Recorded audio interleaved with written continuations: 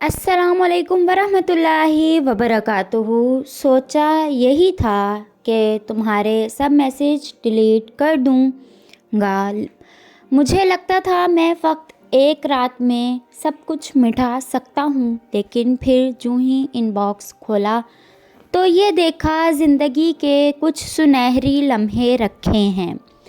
तुम्हारी याद और हंसते हुए आँखें, कहीं नाराज़ होकर रूठ जाने पर अधूरे लफ्ज़ लिखे हैं, कहीं मुझको मना लेने की खातिर फूल भेजे हैं, कहीं कुछ तेज़ लहजे में बहुत से तंज़ भी तो हैं, मगर अक्सर जगह ये भी तो लिखा है, मुझे तुमसे मोहब्बत है, मुझे तुम याद आते हो, बहुत मुझको सताते हो, तुम बिन दिल नहीं लगता।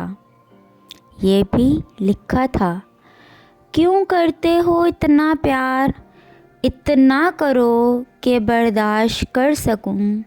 और ये मैसेज तो मैं कभी भी नहीं भूल सकता कि जब तुमने मुझे पहली बार मेरे नाम से पुकारा था।